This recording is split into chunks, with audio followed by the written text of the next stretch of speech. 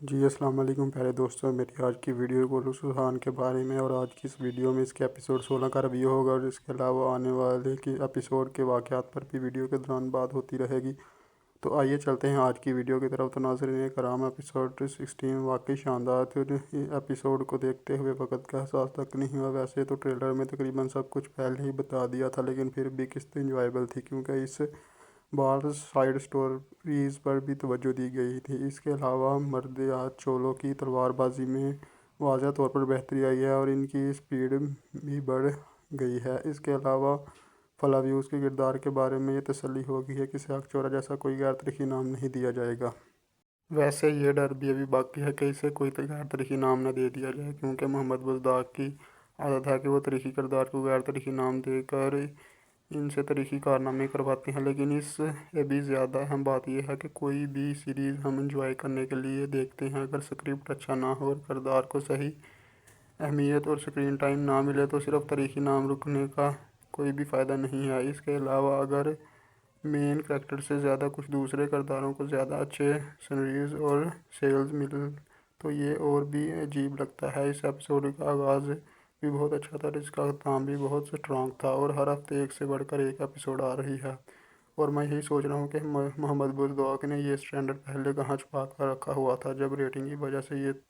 Series تقریباً ختم ہونے والی تھی۔ اور مسلسل اسٹرانگ ایپیسوڈ آنے کے بعد یہ امید ہے کہ سیزن کے آخر تک یہی معیار برقرار رکھا جائے گا۔ اور نوٹ کریں کہ پچھلے 2 ایپیسوڈز میں اس سیریز کی ہر چیز میں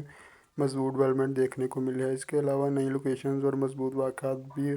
نظر آئے ہیں، اور سلطنت عثمانیہ کی تاریخ کے حوالے سے کولوش عثمان کی قسطوں کو ملا کر کولوش ارحان کی ایپیسوڈ 16 بزدار پروڈکشن کی طرف سے پیش کی گئی 360 قسط تھی۔ اور جیسا کہ میں کہہ چکا ہوں کہ تاریخی واقعات کو کولوش ارحان میں ایک کے بعد ایک کر کے سامنے آ رہی ہیں۔ تو پچھلے ایپیسوڈ میں ہم نے دیکھا ہے کہ سلطان ارحان نے ازنک پر نظر رکھنے کے لیے پہاڑ پر ایک ٹاور تعمیر کرنے کا ارادہ کیا ہے، جس کے ذریعے عثمانی ازنک کی نگرانی کریں گے، اور اس ٹاور کے ذریعے اس میں جانے والی رسم کو روکنا اور راستوں کی نگرانی کرنا ہے، تاکہ شہر تک خوراک اور فوجی کمک نہ پہنچ سکے۔ اور ناظرین کرام، یہاں میں آپ لوگ کو بتاتا چلوں کہ ایسے ہی 2 ٹاور عثمان نے بھی بورسا کے راستے پر بنوائے تھے، جن میں سے ایک کا نام بیلیٹن ٹاور تھا اور دوسرے کا نام ایکتمور تھا، اور ان دونوں ٹاوروں کے ذریعے بھی بورسا کے آنے جانے والے راستوں پر نظر رکھی جاتی تھی، اور جب چاہے انہیں بند کر دیا جاتا تھا۔ اسی وجہ سے 10 سال محاصرے کے بعد بورسا فتح کیا گیا۔ اور ناظرین کرام، جیسا کہ پچھلی کئی قسطوں سے شہنشاہ کے کردار پر توجہ دی جا رہی ہے، اور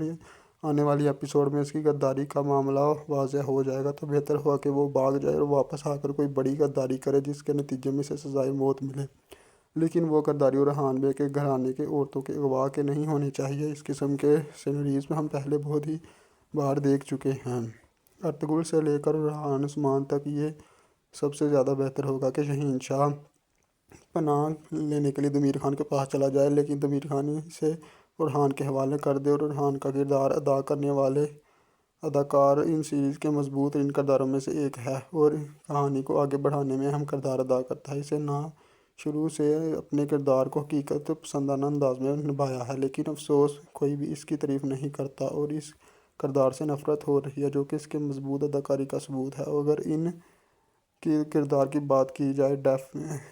اندریاس اور ڈیفنے کی طرح وہ بھی نفسیاتی لگتا ہے، اور ان دونوں کے ملنے کی وجہ سے لگتا ہے کہ دلچسپ واقعات کا سلسلہ شروع ہونے والا ہے، اور یہ بھی ممکن ہے کہ دونوں مل کر ارحان بے کی سائیڈ سے کچھ اہم کرداروں کو مارنے میں کامیاب ہو جائیں گے۔ اور جہاں تک فلاویوس کی شناخت کے سفر کی بات ہے، تب بھی اندریاس کا اہم کردار ہے، کیونکہ میں اپنی پچھلی ویڈیو میں بات کر چکا ہوں کہ اندریاس وہ کڑی ہے جہاں فلاویوس کا ماضی اور خنجر ایک دوسرے سے جا کے جڑ گئے ہیں، اور اگر فاطمہ اس سفر کا حصہ بنتی ہے تو اس کا مطلب ہوگا کہ وہ فلاویوس کی زندگی کے راستے کا حصہ ہے، اور اس کی شناخت دریافت کرنے میں مدد کرے گی اور ہر لمحے کی گواہ بنے گی۔ اور آنے والی قسط میں ایسا لگتا ہے کہ یہ دونوں اندریاس کے قید میں چلے جائیں گے۔ اس کے بعد کہانی ایک نئے مرحلے میں داخل ہوگی، اور فلاویوس کی حقیقت آہستہ آہستہ ایک ایک فرد کھلتی جائے گی۔ کیونکہ ناظرین کرام، فاطمہ اور فلاویوس نے ابھی تک کسی ایسی بڑی آزمائش کا سامنا نہیں کیا جو ان کے تعلق کو مضبوط کرے۔ ابھی تک ہم اس طرح یہ دکھایا گیا کہ وہ ایک دوسرے سے آسانی سے بات کر لیتے ہیں اور خاموشی میں بھی بہت کچھ کہہ جاتے ہیں، لیکن انہیں ابھی تک کسی ایسے بڑے چیلنج کا سامنا نہیں کرنا پڑا جو ان کے رشتوں کو حقیقت میں فرق کرے۔ اور فاطمہ کی شادی ان بہت سی آزمائشوں میں سے پہلے جن کا سامنا کر کے انہیں مضبوط ہونا ہے، اور جب وہ دونوں اندراز کے قید میں ہو تو ممکن ہے کہ شہنشاہ اور اس کے خاندان کی کہانی ختم ہو جائے اور ارحان فاطمہ کی شادی کینسل کر دے۔ لیکن